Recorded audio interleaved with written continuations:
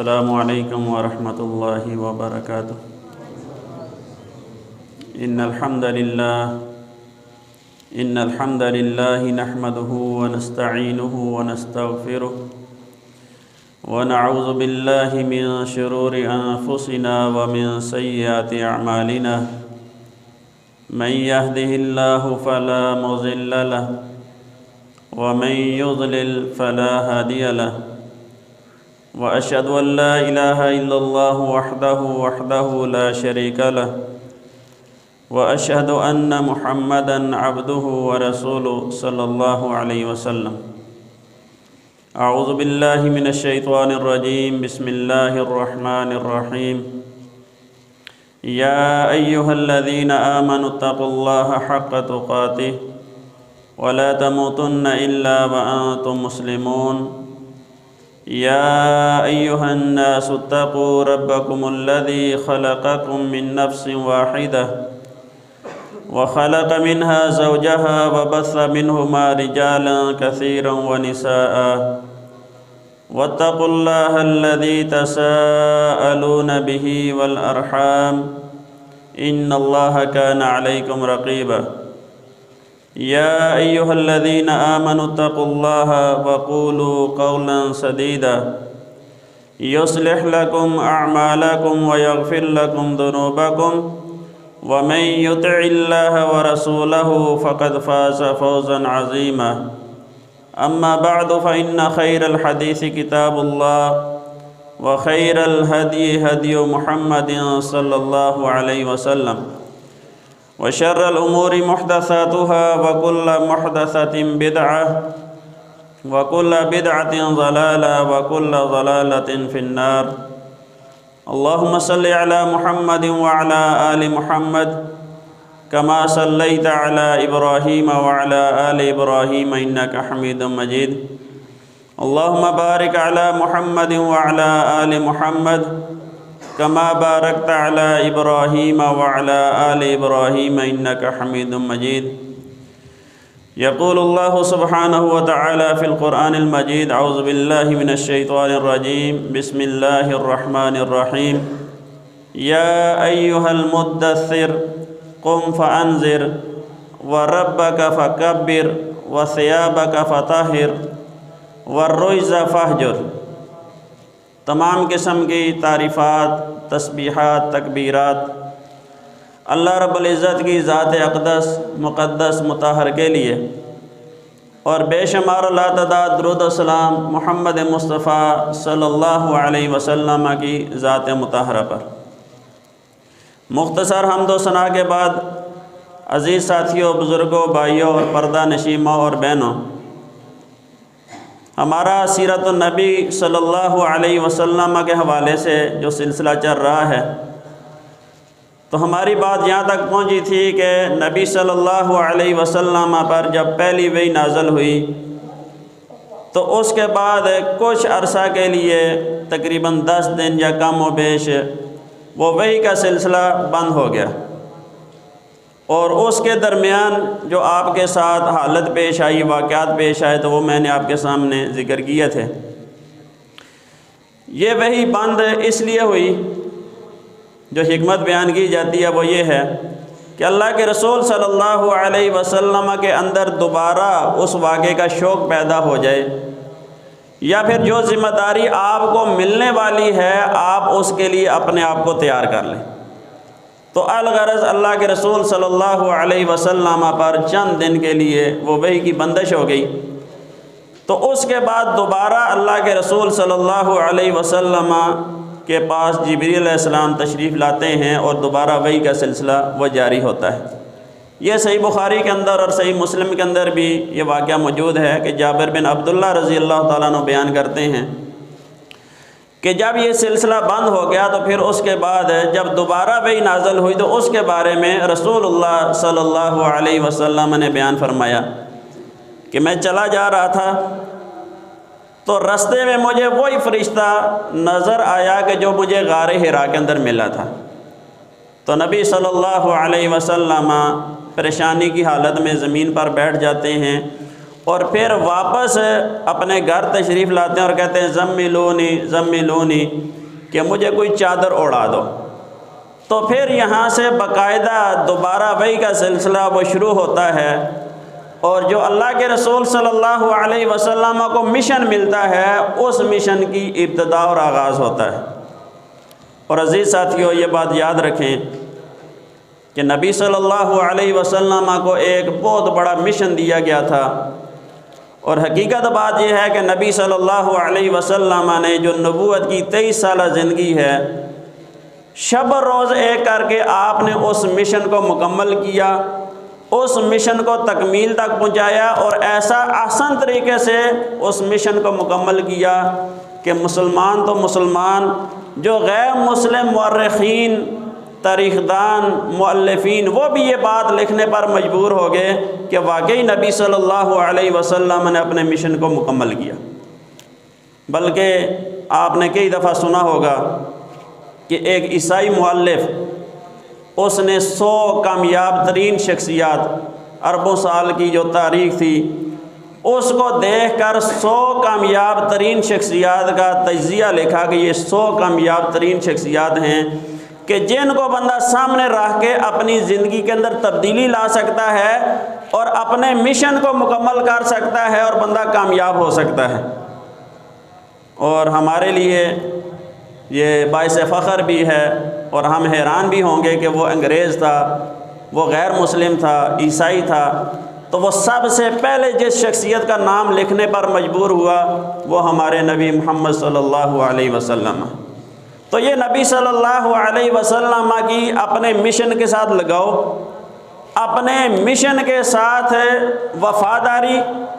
اور پھر جو اللہ تعالیٰ نے حکم دیا اس پر مکمل کاربند رہتے ہوئے محنت کرنا، یہ اللہ کے رسول صلی اللہ علیہ وسلم کی زندگی سے ہمیں ملتا بھی ہے، اور آپ نے اس کا ثبوت بھی دیا۔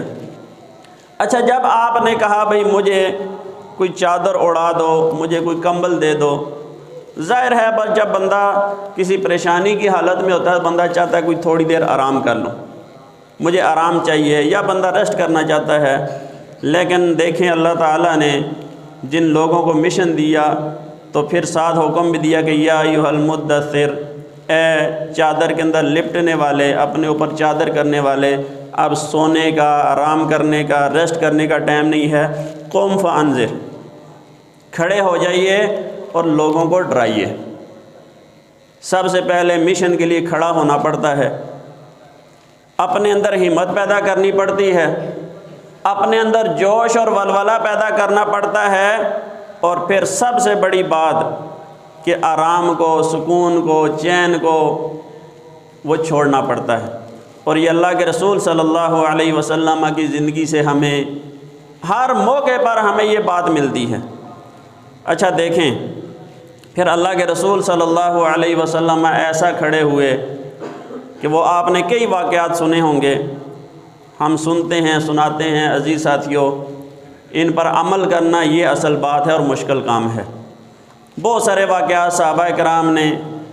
اپنی خواہش کا اظہار کیا کہ آپ لیٹے ہیں تو آپ کے جسم پر وہ چٹائی کے نشان ہیں، ہم آپ کے لیے کوئی آرام دہ بستر بچھا دیتے ہیں۔ تو آپ نے فرمایا نہیں، میں تو ایک مسافر ہوں، اپنے مشن پر چل رہا ہوں، اپنا کام کر رہا ہوں، میرا اس زندگی کے ساتھ، عشرت آرام کے ساتھ، آسائش کے ساتھ کیا لینا دینا ہے، میں نے تو پھر آگے جانا ہے اپنا مشن مکمل کر کے۔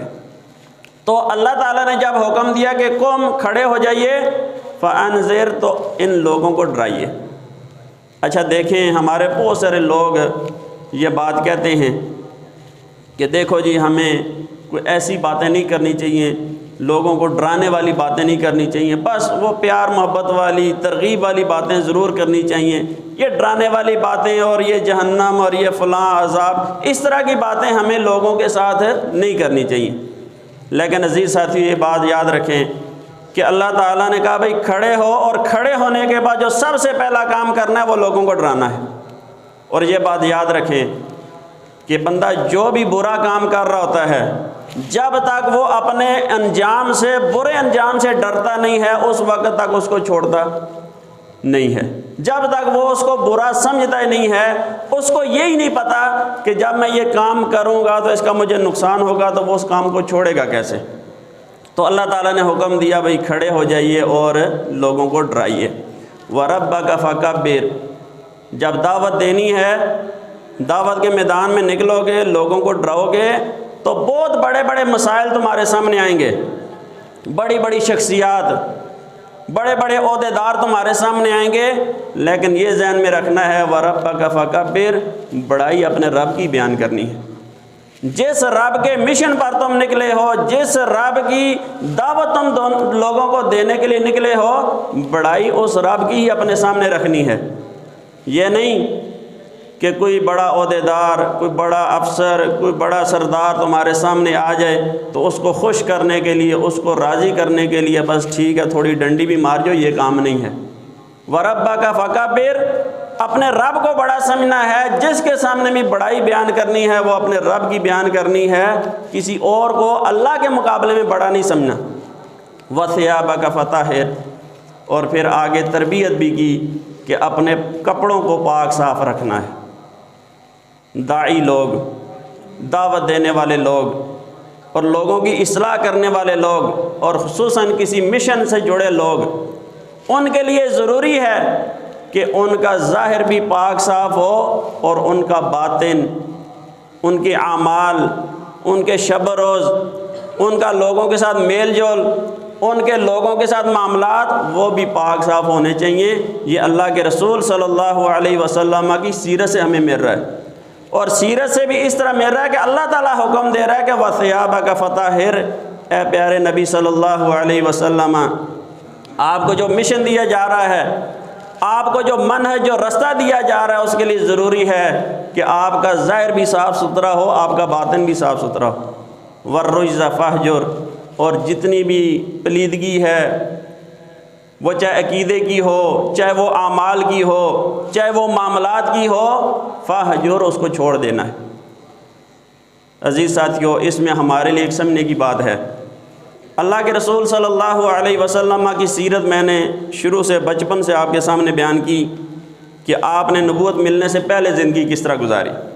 نبی صلی اللہ علیہ وسلم نے کبھی کوئی شرکیہ کام بھی نہیں کیا۔ جو اس وقت معاشرے کے اندر بڑے بڑے گناہ تھے، آپ ان سے بھی بچ رہے، کوئی گناہ نہیں کیا۔ حتیٰ کہ جو چھوٹے چھوٹے گناہ تھے ان سے بھی بچنے والے تھے اور نیکیاں کرنے والے تھے۔ اس وقت جتنی ممکن تھی نبی صلی اللہ علیہ وسلم نیکیاں کرتے تھے، اللہ تعالیٰ کے ساتھ رابطہ، خشوع خضوع، ساری چیزیں۔ تو یہ جو کہا کہ جتنی پلیدگی ہے اس کو چھوڑ دیں، حقیقت میں عزیز ساتھیوں یہ ہمیں حکم ہو رہا ہے، کیونکہ اللہ تعالیٰ کو پتہ تھا کہ محمد صلی اللہ علیہ وسلم آخری نبی ہیں۔ نبی صلی اللہ علیہ وسلم کے بعد کوئی نبی نہیں آنا، اور یہ جو ذمہ داری ملنی ہے یہ اس امت کو ملنی ہے۔ کنتم خیر امہ اخرجت للناس، کہ تم بہترین امت ہو جو لوگوں کے لیے نکالے گئے ہو، اور پھر اس امت کو انبیاء کا وارث قرار دیا گیا۔ تو اگر اللہ کے نبی صلی اللہ علیہ وسلم کو حکم ہو سکتا ہے کہ جتنی بھی خرابیاں ہیں، چاہے وہ عقیدے کی ہوں، معاملات کی ہوں، لین دین کی ہوں، وہ معاشی ہوں، معاشرتی ہوں، ان سے تم نے پرہیز کرنا ہے، تو عزیز ساتھیوں مجھے اور آپ کو بالاولیٰ حکم ہے۔ ہم جس بھی مقام پر کھڑے ہیں، عالم ہیں، تاجر ہیں، استاد ہیں، لوگوں کے لیے فلاحی کام کرنے والے ہیں، تو عزیز ساتھیوں ہم اس وقت لوگوں کے لیے دعوت کے میدان میں، جب ہم لوگوں کے ساتھ معاملات کرتے ہیں، لوگوں کے ساتھ لین دین کرتے ہیں، تو عزیز ساتھیوں اس وقت یہ دیکھا جا رہا تھا کہ یہ ایک مسلمان ہے، یہ نبی صلی اللہ علیہ وسلم کا امتی ہے، اور اس امت میں سے ہے جو بہترین امت ہے اور دعوت کی امت ہے۔ بہت پریشانی کی بات ہمارے لیے ہوتی ہے کہ جب ہم اپنے معاشرے کو کوس رہے ہوتے ہیں، گالیاں نکال رہے ہوتے ہیں، میں بھی اس معاشرے کا حصہ ہوں، آپ بھی اس معاشرے کا حصہ ہیں، ہم اسی معاشرے کے اندر رہنے والے، شب و روز گزارنے والے، اور ہم ہی اس معاشرے کو گالیاں نکال رہے ہوتے ہیں، عیب بیان کر رہے ہوتے ہیں، اور یہ کہہ رہے ہوتے ہیں کہ کہیں ہم اس معاشرے سے دور ہو جائیں۔ تو عزیز ساتھیوں ٹھیک ہے، خرابیاں ہیں، تو سوال میرا یہ ہے کہ کیا وہ خرابیاں یہ دیواریں کرتی ہیں، یا یہ خرابیاں گلیوں کے اندر ہیں، یا دیواروں کے اندر ہیں، یا سڑکیں یہ خرابیاں کرتی ہیں؟ عزیز ساتھیوں یہ خرابیاں ہم خود کرتے ہیں، دوسرے کی طرف انگلی نہ کریں۔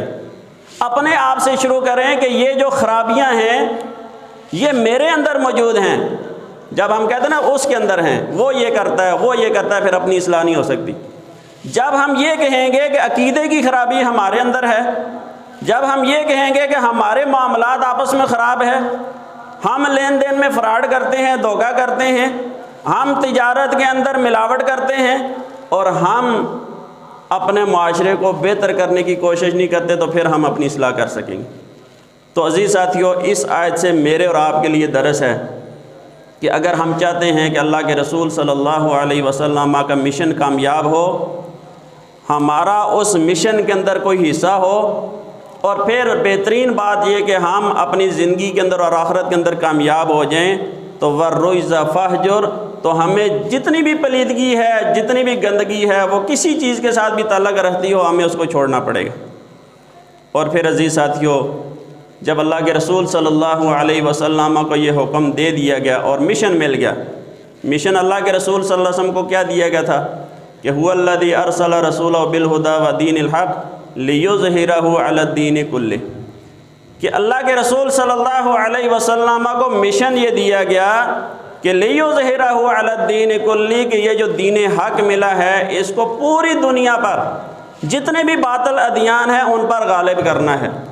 اور غلبے کی اللہ کے رسول صلی اللہ علیہ وسلم کی زندگی سے ہمیں دو ہی صورتیں ملتی ہیں، دعوت دینی ہے، دعوت کا کام کرنا ہے، اور پھر جو اس دین حق کی دعوت کے اندر رکاوٹ بنے، اس دین حق کی دعوت کو روکنے کے لیے جو راستے میں آئے، تو پھر اس کے ساتھ قتال کرنا ہے۔ یہی دو صورتیں، دعوت کے اندر انتہائی نرمی، لوگوں کا خیال رکھ کے، لوگوں کے مزاج کو دیکھ کر ان کی اصلاح کے لیے خیر خواہی کر کے ان کو دعوت دینا، اور پھر جب کوئی مقابلے میں آتا ہے کفار میں سے تو پھر اس کی گردنیں کاٹنا، یہ اللہ کے رسول صلی اللہ علیہ وسلم کی سیرت ہے۔ اور اس اعتبار سے اگر ہم اللہ کے رسول صلی اللہ علیہ وسلم کی سیرت کو دیکھیں تو ہم نبی صلی اللہ علیہ وسلم کی سیرت کو دو حصوں میں تقسیم کر سکتے ہیں۔ پہلا حصہ مکی زندگی اور دوسرا حصہ وہ مدنی زندگی ہے، یعنی ایک ہجرت کے پہلے جو نبی صلی اللہ علیہ وسلم نے زندگی گزاری، اور دوسرا ہجرت کے بعد اللہ کے رسول صلی اللہ علیہ وسلم نے جو زندگی گزاری۔ ہم سیرت کو دو حصوں میں تقسیم کر سکتے ہیں۔ اور عزیز ساتھیوں، میں کوشش کروں گا کہ آج کے خطبے میں جو نبی صلی اللہ علیہ وسلم کی مکی زندگی تھی اس کا مختصر سا تعارف آپ کے سامنے بیان کروں۔ اور یہ اللہ کے رسول صلی اللہ علیہ وسلم کی سیرت ہے، اتنی کمال سیرت، اتنی کامل اکمل سیرت کہ اس کو آپ جتنا پڑھتے جائیں، جتنا سنتے جائیں، اس کے اندر اپنا ہی سرور ہے، اپنی لذت ہے، اور نئے نئے اسباق اس میں سے نکلتے ہیں۔ ہو سکتا ہے عزیز ساتھیوں میری زبان کے اندر بیان کرنے میں وہ اثر نہ ہو، تو اسی لیے میں آپ کو بار بار کہتا ہوں کہ آپ خود جا کے اس سیرت کو پڑھیں۔ میں تو آپ کو ایک رہنمائی دے رہا ہوں، آپ کو ایک ٹریک دے رہا ہوں کہ ہم اگر اللہ کے رسول صلی اللہ علیہ وسلم کی سیرت کو اس انداز سے پڑھیں تو ہمارے لیے دنیاوی اور اخروی دونوں کامیابیاں وہ ہماری قدم کو چوم سکتی ہیں۔ تو بہرحال اللہ کے رسول صلی اللہ علیہ وسلم کی جو مکی زندگی ہے وہ تقریباً 13 سال بار محیط ہے، اور پھر مکی جو زندگی ہے اس کو بھی ہم 3 حصوں پر تقسیم کر سکتے ہیں۔ پہلی جو زندگی ہے وہ خفیہ دعوت، وہ نبی صلی اللہ علیہ وسلم نے 3 سال خفیہ دعوت کا کام کیا۔ اس کے بعد پھر جو دوسری دعوت ہے وہ اعلانیہ دعوت، یہ تقریباً 4تھی جو سن نبوت ہے اس سے لے کر 10 سن نبوی تک نبی صلی اللہ علیہ وسلم نے اعلانیہ دعوت دی۔ اور پھر اس کے بعد جو اگلے 3 سال ہیں اس میں پھر دین کی جو دعوت ہے وہ مکہ سے باہر نکلی اور باہر لوگوں تک بھی دعوت پہنچی۔ یہ نبی صلی اللہ علیہ وسلم کی مکی زندگی کا مختصر تعارف۔ اچھا، نبی صلی اللہ علیہ وسلم کو جب یہ کہا گیا کہ آپ اٹھیے، لوگوں کو ڈرائیے، لوگوں کو دعوت دیجیے، اللہ کی بڑائی بیان کریں، تو پھر اللہ کے رسول صلی اللہ علیہ وسلم نے آرام کو چھوڑا، راحت سکون کو چھوڑا، اور پھر جو سب سے اپنے قریبی لوگ تھے ان کو دعوت دینی شروع کی۔ خواتین میں سے سب سے پہلے خدیجہ رضی اللہ تعالیٰ عنہ وہ مشرفہ اسلام ہوئیں، انہوں نے اسلام قبول کیا۔ اور مردوں میں سے ابوبکر صدیق رضی اللہ تعالیٰ عنہ جو نبی صلی اللہ علیہ وسلم کے خوشی غمی ہر موقع کے ساتھی تھے، اسی طرح بچوں میں سے علی رضی اللہ تعالیٰ عنہ وہ اسلام لائے، اور پھر کرتے کرتے تقریباً 40 لوگ جن کو سابقین الاولین کہا جاتا ہے وہ اس خفیہ دعوت کے اندر مسلمان ہو گئے۔ یہ دعوت کا سلسلہ چل رہا تھا اور اس کی خبریں مشرکین مکہ کو بھی ملتی تھیں، لیکن انہوں نے کہا بھئی یہ کوئی اتنا خاص معاملہ نہیں ہے۔ پہلے بھی کچھ واقعات مکہ کے اندر ہوئے تھے کہ کچھ لوگوں نے اس طرح کی دعوت کچھ نہ کچھ اپنے ذہن کے مطابق دعوت کا کام شروع کیا تھا، وہ ان کے اپنے نظریات اپنے خیالات تھے، وہ ایک وقت آنے پر ختم ہو گئے۔ تو جب یہ خبریں مشرکین مکہ تک پہنچی کہ اس طرح محمد صلی اللہ علیہ وسلم دعوت کا کام کر رہے ہیں،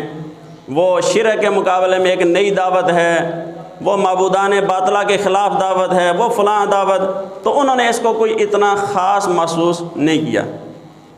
پھر اس کے بعد اللہ کے رسول صلی اللہ علیہ وسلم کو حکم دیا گیا کہ وَأَنذِرْ عَشِيرَتَكَ الْأَقْرَبِينَ، کہ جو آپ کے قریبی رشتہ دار ہیں، قبیلوں والے، آپ کے ساتھ رہنے والے، اب ان کو ڈرائیے۔ بات پہ ڈرانے پر آ گئی ہے کہ وہ جو ان کے باطل عقائد ہیں، ان کے غلط نظریات ہیں، غلط عقائد پر ان کو آپ تنبیہ کریں۔ اور اللہ تعالیٰ کو اس بات کا علم تھا کہ جب ان کے باطل نظریات کا رد ہوگا، شرک کا رد ہوگا، اور اس شرک کی ذات میں ان کے بڑے بڑے جن کو وہ اپنا حاجت روا مشکل کو سمجھتے تھے، وہ اللہ کے سامنے ان کی حاجات پہنچانے والا سمجھتے تھے، تو اللہ تعالیٰ کو پتہ تھا کہ اس کے مقابلے میں مشکلات بھی آنی، اور حتیٰ کہ یہ بات آگے آپ سیرت کے اندر سنیں گے بھی، پڑھیں گے بھی، کہ وہ یہ کہا کرتے تھے کہ یہ وہ نوجوان ہے محمد صلی اللہ علیہ وسلم کے بارے میں کہ یہ ہمارے والدین کو، ماں باپ کو، آباء و اجداد کو غلط کہتا ہے، کیونکہ ان کے والدین، ان کے آباء و اجداد وہ غلط رستے پر تھے، غلط عقیدے پر تھے، تو اللہ تعالیٰ کو پتہ تھا کہ اس کے بعد مشکلات آنی ہیں۔ تو یہ جو حکم ہے نا کہ وَأَنذِرْ عَشِيرَتَكَ الْأَقْرَبِينَ، کہ اپنے قریبی رشتہ داروں کو ڈرائیے، یہ سورۃ الشعراء کے اندر اللہ تعالیٰ نے اپنے پیارے نبی صلی اللہ علیہ وسلم کو حکم دیا، اور یہ سورت مکی سورت ہے، اور اس سورت کے شروع سے اللہ تعالیٰ نے موسیٰ علیہ السلام کا تذکرہ کیا۔ اب موسیٰ علیہ السلام کی زندگی کی تفصیل اللہ تعالیٰ نے اس سورت کے اندر بیان کی۔ موسیٰ علیہ السلام کا فرعون کے ساتھ مقابلہ، پھر اس کا جادوگروں کو اکٹھا کرنا، پھر وہ ساری باتیں، پھر فرعون کا موسیٰ علیہ السلام اور ان کی قوم کے پیچھے آنا، اور پھر آخر فرعون کا غرق ہو جانا، یہ اللہ تعالیٰ نے اس سورت کے اندر بیان کیا۔ اور پھر اس سورت کے اندر اللہ تعالیٰ نے جو پہلی قومیں گزری ہیں، نوح علیہ السلام کی قوم، عاد، سمود، یہ جتنی قومیں پہلے گزری ہیں، ان کا تذکرہ بھی اللہ تعالیٰ نے اسی سورت کے اندر کیا، اور ان واقعات کو بیان کر کے اللہ تعالیٰ نے اس سورت کے اندر پھر حکم دیا کہ اب لوگوں کو عام دعوت دو۔ تو تربیت یہ کی کہ جب یہ دعوت دی جاتی ہے تو مقابلے میں لوگ کھڑے ہوتے ہیں، مقابلے میں اپنے رشتہ دار کھڑے ہوتے ہیں، اپنے خونی رشتہ دار کھڑے ہوتے ہیں، اور پھر مشکلات بھی آتی ہیں، سختیاں بھی آتی ہیں، لیکن آخر پہ انجام، برا انجام وہ مقابلہ کرنے والوں کا، اور اچھا انجام جو دین کی دعوت دینے والے، اسلام کی دعوت دینے والے اور مشن پر چلنے والے لوگ ہوتے ہیں، اچھا انجام ان کا ہوتا ہے۔ تو بہرحال اللہ تعالیٰ نے اپنے نبی صلی اللہ علیہ وسلم کو حکم دیا کہ اب جو آپ کے قریبی رشتہ دار ہیں آپ ان کو دعوت دیں۔ تو نبی صلی اللہ علیہ وسلم نے 2 دفعہ جو آپ کے قبیلے کے لوگ تھے ان کو جمع کیا اور ان کو دین کی دعوت دی۔ اس کے اندر جو ابو لہب تھا، رشتے میں تو آپ کا چچا ہی لگتا تھا، تو اس نے نبی صلی اللہ علیہ وسلم کے بارے میں مختلف باتیں کی، بلکہ یہاں تک کہا کہ تیرا ہاتھ ٹوٹ جائے۔ تو اس طرح کی باتیں کر کے یعنی ان لوگوں نے اس کو قبول نہ کیا اور وہ واپس اپنے گھروں کے اندر چلے گئے۔ اور پھر اسی طرح اللہ کے رسول صلی اللہ علیہ وسلم کے لیے بظاہر یہ حوصلہ شکن باتیں تھیں کہ میں ان کو اتنی اچھی چیز کی طرف بلا رہا ہوں، اتنی اعلیٰ اور عرفہ دعوت ان کے سامنے رکھ رہا ہوں، اور یہ میری بات مان ہی نہیں رہے۔ تو اس سے یہ بات سمجھ آتی ہے کہ جو بندہ مشن پر چلنے والا ہوتا ہے، جو کسی نظریے پر کھڑا ہوتا ہے، تو پھر وہ کسی قسم کے حالات میں بھی وہ مایوس نہیں ہوتا، کام زیادہ ہو تھوڑا ہو، خفیہ ہو ظاہر ہو، لوگ اس کو قبول کریں یا رد کر دیں، مشن والے لوگ کبھی بھی اپنے مشن سے ہٹتے نہیں اور مایوس نہیں ہوتے۔ تو پھر اللہ کے رسول صلی اللہ علیہ وسلم نے باہر صفا پر کھڑے ہو کر آواز لگائی، یا صباحا، وہ یہ علامت تھی کہ لوگ اکٹھے ہو جائیں، کوئی بہت خاص اور ضروری بات ہے، تو سب لوگ وہ مکہ کے رہنے والے وہ وہاں پر اکٹھے ہو گئے، بڑے بڑے سردار، بڑے بڑے اس وقت کے اپنے آپ کو وہ سردار سمجھنے والے، اور حتیٰ کہ جو خود نہیں جا سکتا تھا اس نے اپنا قاصد بھیج دیا کہ جو بات سن کے وہ مسئلہ کیا ہے۔ تو اللہ کے رسول صلی اللہ علیہ وسلم نے ان سے پہلے یہ بات پوچھی کہ بتاؤ کہ اگر میں یہ کہوں کہ پیچھے وادی کے اندر ایک گھڑ سوار دستہ ہے وہ تم پر حملہ کرنے والا ہے تو کیا یہ بات سچ مانو گے؟ تو انہوں نے کہا کہ ہاں، ہم نے تو آپ پر سچ کے علاوہ کوئی تجربہ ہی نہیں کیا۔ تو اس سے یہ بات سمجھ آتی ہے کہ داعی کو لوگوں کے سامنے دعوت دینے کے لیے پہلے اپنا کردار بہتر کرنا چاہیے اور پھر اپنا کردار پیش کرنا چاہیے، تو پھر بندہ اپنا کردار، اپنی بات وہ لوگوں کے سامنے رکھ سکتا ہے۔ تو نبی صلی اللہ علیہ وسلم کا جو سچائی کا کردار تھا وہ ان کے سامنے تھا، تو انہوں نے کہا جب آپ یہ بات کریں گے تو ہم ماننے پر مجبور ہیں کہ کیونکہ کبھی آپ نے جھوٹ بولا ہی نہیں ہے۔ تو اللہ کے رسول صلی اللہ علیہ وسلم نے فرمایا کہ میں تمہیں اس آخرت کے عذاب سے ڈراتا ہوں اور یہ دعوت دیتا ہوں کہ قولوا لا الہ الا اللہ تفلحوا، کہ تم لا الہ الا اللہ پڑھ دو تو تم کامیاب ہو جاؤ گے۔ اور عزیز ساتھیو، یہ تو ہم بڑا ہلکا محسوس کریں کہ لا الہ الا اللہ، یہ کلمہ تو ہم بڑی دفعہ پڑھتے رہتے ہیں کیونکہ ہم مسلمان ہیں، مسلمانوں کے گھروں میں پیدا ہوئے ہیں۔ اس کلمے کی دعوت اس دور کے اندر کہ جب بیت اللہ کے اندر بھی بت رکھے ہوئے تھے، بیت اللہ کے اندر انبیاء کی مورتیاں رکھی گئی تھی اور جن کو حاجت روا مشکل کشا سمجھا جاتا تھا، اس دور کے اندر یہ دعوت دینا یہ انتہائی مشکل کام تھا۔ لیکن اللہ کے رسول صلی اللہ علیہ وسلم نے دیا، کیوں دیا؟ اس لیے دیا کہ آپ کو مشن یہ ملا تھا کہ لوگوں کو ڈرانا ہے برے عقیدے سے، لوگوں کو ڈرانا ہے کہ اگر اسی عقیدے پر تم مر گئے تو جاؤ گے جہنم میں، جنت نہیں مل سکتی، اور اگر اسی عقیدے پر رہو گے تو دنیا کے اندر بھی کامیابی نہیں مل سکتی۔ یہ بات آگے وہ تاریخ کے اندر اور سیرت کے اندر آ رہی ہے کہ ایک دفعہ اللہ کے رسول صلی اللہ علیہ وسلم کے پاس بہت بڑے بڑے سردار وہ گئے اور آپ کو مختلف پیشکشیں کی کہ آپ اس طرح کر لیں، اس طرح کر رہے ہیں، آپ کو یہ فائدہ ہو جائے گا، یہ فائدہ ہو جائے گا۔ تو نبی صلی اللہ علیہ وسلم نے کہا کہ میں تمہیں وہ دعوت دیتا ہوں، میں تمہیں ایک چیز کی دعوت دیتا ہوں کہ اگر وہ مان لو تو عرب کے سردار بن جاؤ گے اور عجم کے لوگ بھی تمہیں جزیہ دینے پر مجبور ہو جائیں گے۔ تو ابو جہل نے کہا تھا ایسی تو 10 باتیں بتاؤ تو ہم ماننے کے لیے تیار ہیں۔ تو اللہ کے رسول صلی اللہ علیہ وسلم نے فرمایا قولوا لا الہ الا اللہ، کلمہ پڑھ لو، مسلمان ہو جاؤ، اس مشن کے ساتھ جوڑ جاؤ تو عرب بھی تمہارا ہے اور پھر عجم کے لوگ جو مسلمان نہیں بھی ہوں گے وہ بھی تمہیں جزیہ دینے پر مجبور ہو جائیں گے۔ تو الغرض اللہ کے رسول صلی اللہ علیہ وسلم نے دعوت کا کام شروع کیا اور پھر اس پر مشکلات بھی آئیں۔ نبی صلی اللہ علیہ وسلم اور جو سابقین اولین بلال رضی اللہ تعالیٰ عنہ، اس طرح آل یاسر، ان پر مشکلات بھی آئیں، حتیٰ کہ اللہ کے رسول صلی اللہ علیہ وسلم کو جان سے مارنے کی دھمکیاں اور آپ کو شہید کرنے کی کوششیں بھی کی گئیں۔ بہت سارے واقعات ہیں، ایک واقعہ صرف آپ کے سامنے ذکر کرتا ہوں۔ ابو جہل نے ایک دفعہ سرداروں کی مجلس کے اندر کہا بھائی میرا دل کرتا ہے کہ یہ سلسلہ ختم کر دوں، ہم تنگ آ چکے ہیں یہ باتیں سن سن کر۔ تو اس نے کہا کہ کل میں ایک بڑا پتھر لے کر اللہ کے رسول صلی اللہ علیہ وسلم پر ماروں گا اور یہ سلسلہ ختم کر دوں گا۔ تو اگلے دن سردار سارے وہ حتیم کے اندر، مکہ کے اندر بیت اللہ کے پاس بیٹھے ہوئے ہیں، اور وہ ابو جہل جب دیکھتا ہے کہ اللہ کے رسول صلی اللہ علیہ وسلم آئے تو بڑا پتھر اٹھا کے جاتا ہے تاکہ نبی صلی اللہ علیہ وسلم پر مار کے آپ کو شہید کر دوں۔ لیکن کیا دیکھتے ہیں سارے سردار کہ وہ ابو جہل الٹے پاؤں واپس بھاگتا ہے اور ایسی ڈری ہوئی حالت میں، اور اس کے ہاتھ اس پتھر کے ساتھ چپک جاتے ہیں اور بڑی مشکل سے وہ پتھر کو پھینکتا ہے۔ سردار پوچھتے ہیں کیا ہوا؟ اس نے کہا کہ میرے سامنے اتنا بڑا اونٹ تھا کہ اس کا اتنا بڑا سر، اتنے بڑے دانت، اس طرح کا اونٹ میں نے پہلے کبھی نہیں دیکھا، اور قریب تھا کہ وہ میرے اوپر حملہ کر دیتا۔ تو اللہ کے رسول صلی اللہ علیہ وسلم نے فرمایا کہ وہ جبریل علیہ السلام تھے جو میری حفاظت کے لیے آئے تھے۔ تو بہرحال کہنے کا مطلب یہ ہے، مقصد یہ ہے کہ جب ہم اس راستے پر چلتے ہیں، مشن پر چلتے ہیں، اور اللہ کے رسول صلی اللہ علیہ وسلم اس مشن پر چلے تو پھر مصیبتیں بھی آتی ہیں، مشکلات بھی آتی ہیں، حتیٰ کہ اپنی جان کا بھی خطرہ ہوتا ہے کہ یہ کہیں اسی راستے پر چلی نہ جائے، لیکن جو لوگ اس مشن کے ساتھ مخلص ہوتے ہیں،